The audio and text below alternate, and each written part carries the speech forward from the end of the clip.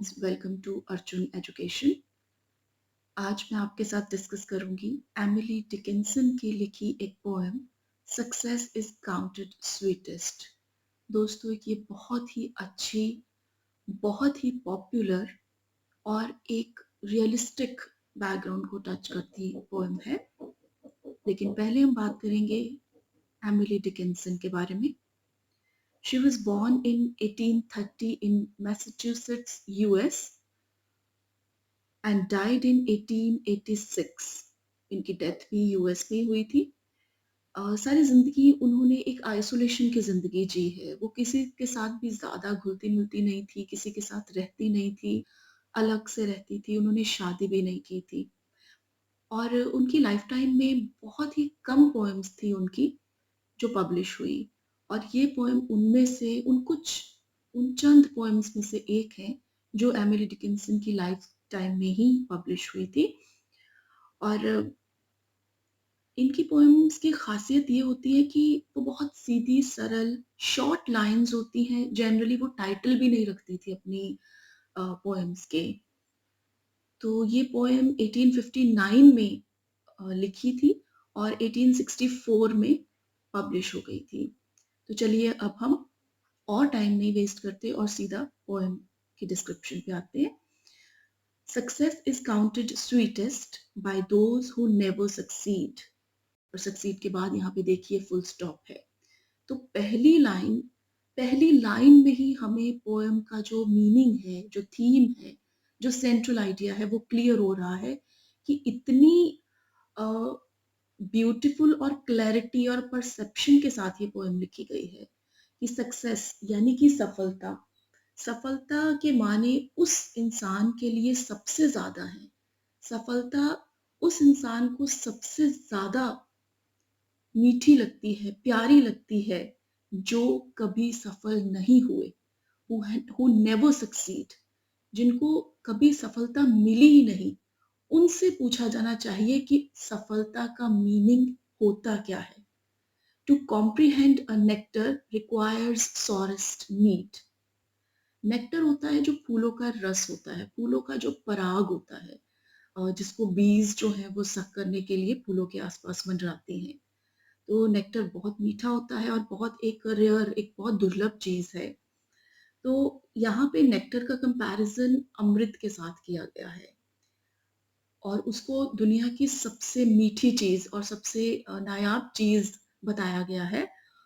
और पोएटस कहती है एक नेक्टर के टेस्ट को अंडरस्टैंड करने के लिए कि अमृत या फिर फूलों का पराग होता क्या है, इस चीज को अंडरस्टैंड करने के लिए उन लोगों से मिलना पड़ेगा, उनसे पूछा जाना चाहिए जिन्होंने जिंदगी में कभी उसको टेस्ट नहीं किया। रादर किसको टेस्ट किया है? जो सबसे कड़वी चीजें हैं, जो सबसे बुरी चीजें हैं। यानी कि वो बहुत बुरे का रेफरेंस देके हमें बहुत अच्छी बात समझा रही हैं। जो कभी सक्सेसफुल नहीं हुए वो बता सकते हैं कि सक्सेस का मतलब क्या होता है। जिन्होंने कभी अच्छी चीजों को टेस्ट नहीं किया, जिन्होंने हमेशा बुरी चीजों को टेस्ट किया है, कड़वी चीजों को टेस्ट किया है, वो बता सकते हैं कि मीठी चीजें कैसी होती हैं।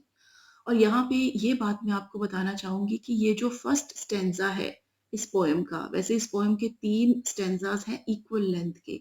जो फर्स्ट स्टेंजा है वो अपने आप में एक अकेला स्टैंड करता है, उसकी पोएम के साथ कोई भी कनेक्टिविटी नहीं है। ये अलग से भी एक लाइक इसको किसी और स्टेंजा की या लाइन की या रेफरेंस की किसी की भी जरूरत नहीं है। तो ये अपने आप में एक कंप्लीटेड स्टेंजा है। आगे चलते हैं। Not one of all the purple host who took the flag today can tell the definition so clear of victory. अब ये जो सेकंड स्टेंजा है और इसके बाद जो थर्ड स्टेंजा आएगा, उसमें पोइटस ने आर्मी की, फौजों की इमेजेस ली हुई है और हमें ये बात समझाने की कोशिश की है कि सक्सेस होती क्या है। फर्स्ट स्टेंजा में ऐसा कुछ नहीं है। फर्स्ट स्टेंजा एक जनरल स्टेंजा है जिसमें जनरल सक्सेस का मीनिंग समझाने की कोशिश की गई है। उसकी अप्रोच, उसकी अपील यूनिवर्सल है। सेकेंड स्टेंजा को उसने एक आर्मी के साथ, एक आर्मी की इमेज के साथ कनेक्ट करके समझाया है कि सक्सेस क्या होती है। वो कहते हैं कि आज जो फौजी जीती हैं, हमारे सामने एक इमेज है जीती हुई फौज की, और उस फौज के सैनिक अपने देश का झंडा उठा के जा रहे हैं और वो सेलिब्रेट कर रहे हैं, खुशियों के गीत गा रहे हैं, और वो बहुत इंजॉय कर रहे हैं अपनी इस मूवमेंट को, क्योंकि उन्होंने सक्सेस हासिल की है।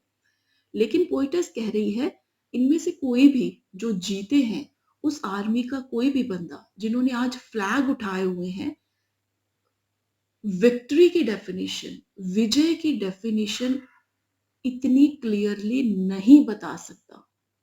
इन लोगों को दरअसल नहीं पता कि जीत क्या होती है। कनेक्शन में ही दूसरा पैराग्राफ है, नेक्स्ट वाला stanza, as he defeated dying on whose forbidden air the distant strains of triumph burst agonized and clear. जीती हुई फौजों के सैनिक उतनी क्लैरिटी से, उतनी परसेप्शन से, उतनी अच्छी तरह से जीत की डेफिनेशन, जीत का मीनिंग, उसका मायने बता नहीं सकते, जितना कि एक सैनिक जो हारा हुआ है और वो मर रहा है और वो बहुत ज्यादा दुखी है क्योंकि उसका देश जंग हार गया है, और वो यूं ही कहीं पे गिरा पड़ा है, मर रहा है, वो जख्मी है, दुखी है, और उसके कानों में दूर से जो सेना जीती है, जो फौजें जीती हैं, उनकी सेलिब्रेशन के, उनकी विजय के गीत जो वो गा रहे हैं, उसके कानों तक आ रहे हैं, और वो उसको सुन के उसको जो फीलिंग उस वक्त आ रही है कि मैं हार गया हूं, जीत क्या होती है। तो वैसी जीत की डेफिनेशन आपको जीते हुए सैनिक नहीं बता सकते, जो एक हारा हुआ सैनिक बता सकता है, जिसका देश उस जंग में हार गया है और वो कहीं गिरा पड़ा है, मरने की वेट कर रहा है, और अचानक से उसकी कानों में वो गीत जो दूसरी सेना के फौजी खुशी में अपनी खुशी को, अपनी जीत को सेलिब्रेट करने के लिए गा रहे हैं, और उस बेचारे हारे हुए फौजी के, उस मर रहे फौजी के कानों तक पहुंचते हैं, और उस टाइम जो वो फील कर रहा है, वही बता सकता है कि जीत क्या होती है। यानी कि जिस इंसान ने कभी एक अच्छा सेंटिमेंट फील नहीं किया, उसे ही उसकी वैल्यू पता है। बड़ी सीधी सी बात यहाँ पे एमिली डिकिंसन ने बताई है कि ऑपोजिट्स कितने इंपॉर्टेंट हैं।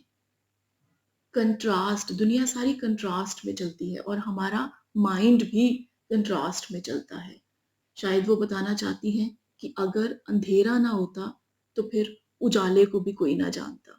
उजाला इसीलिए इंपॉर्टेंट है क्योंकि वो रात के बाद आता है, अंधेरे के बाद आता है।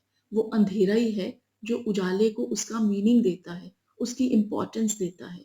उसी तरह से ही वो एक कड़वा कोई ड्रिंक है जो फूलों के नेक्टर को उसकी इंपॉर्टेंस देता है, लोगों तक उसकी जो एक खास बात है, लोगों तक उसकी इंपॉर्टेंस पहुंचाता है। हार जो है वही जीत को उसका मीनिंग देती है। अगर हार ना होती तो जीत को कौन जानता। कंट्रास्ट ही है जो मीनिंग देते हैं, और एक्चुअली में हमें उसकी इंपॉर्टेंस क्लियर होती है। जिसने दुख देखे हैं वही सुख को पहचान सकता है, वही सुख को इंजॉय कर सकता है। तो इसीलिए लाइफ के हर लेसन को, लाइफ के हर एक्सपीरियंस को इसी तरह से लेना चाहिए जैसे वो आपको कुछ सिखा के जा रहा है।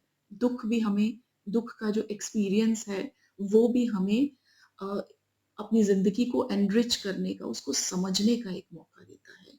तो ये था हमारा आज का वीडियो। दोस्तों, अगर आपको ये वीडियो अच्छा लगा हो तो प्लीज हमारे चैनल को लाइक कीजिए, सब्सक्राइब कीजिए, और बेल आइकन को जरूर दबाइए, और इस वीडियो को शेयर कीजिए। Thank you.